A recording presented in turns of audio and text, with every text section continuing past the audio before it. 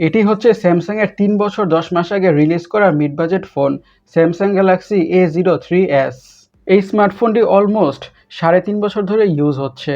এতদিন পরে সে স্যামসাংয়ের লো বাজেট স্মার্টফোনগুলো অ্যাকচুয়ালিতে কেমন পারফর্ম করে সেটাই আমরা আজকে ভিডিওতে জানবো। আরও জানার চেষ্টা করব ইউজড ডিভাইস হিসাবে এই 3 থেকে 4 বছর আগের ফোনগুলো কেমন হয়ে থাকে।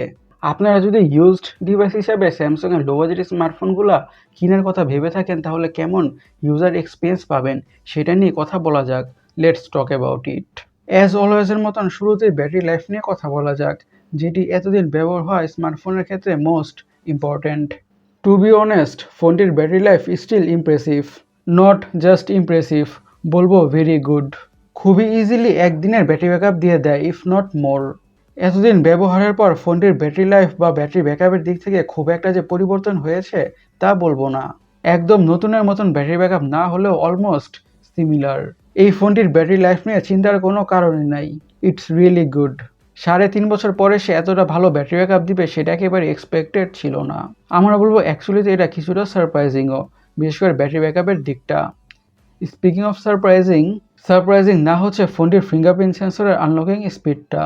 টাচ করার সাথে সাথেই আনলক করে ফেলে। সেন্সরটি খুবই রেসপন্সিভ, কোনো ডিলে অর ইস্যুস নাই। ইস্যুসের কথা যেহেতু বলছি, ফোনের পাওয়ার বাটন অথবা ভলিউম আপ অ্যান্ড ডাউন বাটনের ক্ষেত্রেও কোনো ইস্যুস নাই। ক্লিক করার বা প্রেস করার সাথে সাথে কাজ করে ফেলে ইজিলি বা smoothly. Volume up and down যেহেতু দেখছি, সো আমরা ফোনটির স্পিকার কোয়ালিটি নিয়েও কথা বলে ফেলি। স্পিকারের কোয়ালিটি বা sound quality still top notch, in very good condition.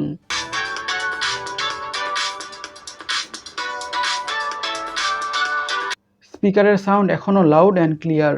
ক্লিয়ারের কথা যেহেতু বলছি, ফোনটার নেটওয়ার্ক কোয়ালিটি অথবা কল কোয়ালিটি খুবই ক্লিয়ার। কানেকশন লস বা নেটওয়ার্ক লসের কোনো ইস্যুসই নাই। এই পাশের কথা এবং অপর পাশের কথা খুবই ক্লিয়ারলি শোনা যায়। কল ড্রপেরও কোনো ইস্যুস নাই। আর অ্যাগেইন, স্পিকিং অফ ইস্যুস, ফোনটির ওয়াইফাইতেও কোনো ইস্যুসই নাই। ওভার দ্য ওয়াইফাই খুবই ফাস্ট, যে কোনো কিছুই ডাউনলোড হয়ে যায়। এখন স্যামসাংয়ের স্মার্টফোনগুলোর ইমপ্রেসিভ পার্ট, ডিসপ্লেটাকে নিয়ে কথা বলা যাক। দিস ডিসপ্লে ইজ গর্জিয়াস, বিশেষ করে অ্যাজ এ বাজেট স্মার্টফোন হিসাবে, to be exact low budget smartphone হিসাবে। দামটা অথবা প্রাইসটা কনসিডার করলে এই প্যানেলটিতে অথবা ডিসপ্লেটিতে যে কোনো ধরনের কন্টেন্টই দেখতে অনেকটাই জোস লাগে। ডিসপ্লেটা কালার অ্যাকুরেট, পাঞ্চি আর ভাইব্রেন্ট কালার প্রডিউস করে। ডিসপ্লের ব্ল্যাকসগুলো খুবই ডিপ। সব কিছু মিলিয়ে এই ডিসপ্লেতে যে কোনো কিছু দেখেই এনজয় করা যায়। এই ডিসপ্লে প্যানেলেতে মুভি দেখতে, ইউটিউব ভিডিওস দেখতে, সিরিজ দেখতে, যে কোনো কিছু দেখি অনেকটা ইমপ্রেসিভ এক্সপিরিয়েন্স পাওয়া যায়। আর স্যামসাংয়ের ডিসপ্লে প্যানেলগুলো তো ওয়ার্ল্ডের বেস্টই হয়ে থাকে, এই ব্যাপারে তো কোনো আর্গুমেন্টই নাই। সো বলবো লো বাজেটের মধ্যে still this display is pretty nice. এখন স্যামসাং গ্যালাক্সি A03s এর পারফরমেন্স নিয়ে কথা বলা যাক। Simply still now performance is smooth. Low budget smartphone হিসেবে পারফরমেন্সের দিক থেকে স্মার্টফোনটি প্রিটি গুড। আমরা খুবই হেভি ইউজার, আমরা ইউজ করার মানে হচ্ছে ফোনের উপর দিয়ে ঝড় যাওয়া।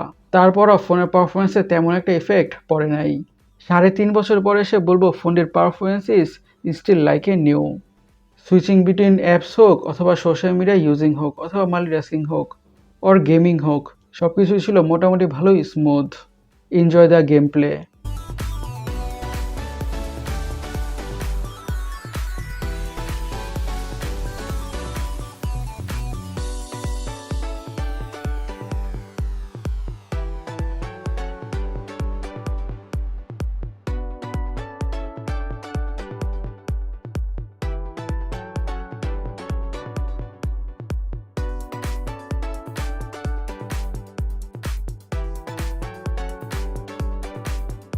ফোনটির একটি ভালো ব্যাপার হলো গেমিং করলে স্মার্টফোনটি খুব একটা বেশি গরম হয় না বা হিট আপ হয় না, লিটল বিট ওয়ার্ম হয়, যেটা এক্সপেক্টেডই।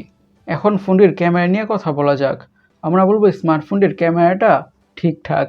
ঠিকঠাক মানে হচ্ছে এখনকার দিনের অনেক লো বাজেট স্মার্টফোনগুলো থেকে অনেকটা বেটার পিকচার্স আর ভিডিওস ক্যাপচার করে। ভালো আলোতে এখনও পিকচার্সগুলো শার্প আর ডিটেলড। কালারটা অনেকটাই অ্যাকুরেট। ডাইনামিক রেঞ্জও মোটামুটি ভালোই। পিকচারগুলো ক্যাপচার করলে বলা যেতে পারে যে ready to upload in social media type pictures আর ভিডিওস পাওয়া যায়। এতদিন পরে সব ফোনের ক্যামেরাটা মোটামুটি ভালোই পারফরমেন্স দিচ্ছে। আচ্ছা, স্যামসাংয়ের স্মার্টফোন নিয়ে কথা বলবো অথবা ওয়ান ইউআই নিয়ে কথা বলবো না, এটা কি হয় নাকি? দিস ইজ দ্য থিং, যেটা স্যামসাং স্মার্টফোনগুলোর হিস্টোরি ফরএভার চেঞ্জ করে দিয়েছে। স্যামসাং ওয়ান ইউআই ইন্ট্রোডিউস করার পর তাদের স্মার্টফোনের হিস্টোরিও চেঞ্জ হয়ে গিয়েছে। স্যামসাং ওয়ান ইউআই ইন্ট্রোডিউস করার পরে তাদের স্মার্টফোনের ফিউচার লেখা হয়েছে উইথ গোল্ডেন ওয়ার্ডস। এই ওয়েটা একেবারেই ফাস্ট আর রেসপন্সিভ, বিশেষ করে লো বাজেট স্মার্টফোনগুলোর ক্ষেত্রেও। আর ইউআইটা অনেকটাই ফিচার প্যাকড, বলা যেতে পারে অনেক ধরনের অপশনসই আছে। এবং ইউআইটা অ্যাট দ্য সেম টাইম ক্লিনও। যারা ক্লিন ইউআই লাভার্স আছেন তারা কিন্তু এই ইউআইটা বা স্ক্রিনটা অনেকটাই পছন্দ করে থাকেন। নাও শেষের দিকে ফোনটা ডিজাইনের কথা বলবো ডিজাইনটা সিম্পল। স্মার্টফোনের ডিজাইনটা একেবারে ইউন টু দ্য ফেস টাইপের না, বলা যেতে পারে স্যাডেল টাইপের ডিজাইন। আর স্মার্টফোনটাতে কিছুটা ওয়েট আছে বা ওজন আছে। এই স্মার্টফোনটিকে হাতে হোল্ড করলেই ফিল হয় বা বোঝা যায়। আর ফোনটির ব্যাক প্যানেলে কিছুটা টেক্সচার আছে, যেটা খুবই সাটেল বা খুবই সিম্পল, খুবই ক্লোজলি দেখলে বোঝা যায়। এই স্মার্টফোনটিকে ব্যাক কভার ছাড়া ইউজ করলেই ভালো লাগে। এখন এই স্মার্টফোনটি কিনে আমাদের লাস্ট ভার্ডিক্ট হচ্ছে, এতদিন পরে এসে স্মার্টফোনটা প্রিটি গুড পারফর্ম করছে। আপনারা যারা এই স্মার্টফোনটিকে একটি ইউজড ডিভাইস হিসেবে কিনতে চান তারা ক্রয় করতেই পারেন। আশা করা যায় আগামী 2 থেকে 3 বছর মোটামুটি ভালোই পারফরমেন্স দিয়ে দিবে, আর ফোনটা খুব একটা বেশি স্লো হয়ে যাবে না। আর স্মার্টফোনটা সেকেন্ড হ্যান্ড ডিভাইস হিসেবে পারচেস করলে আমরা সাজেস্ট করব এই ফোনটির হাইয়েস্ট র্যাম ভেরিয়েন্টটা পারচেস করতে। সো গাইস, আমাদের আজকের ভিডিওটা এই পর্যন্তই। আমি সৈকত, সাইনিং আউট।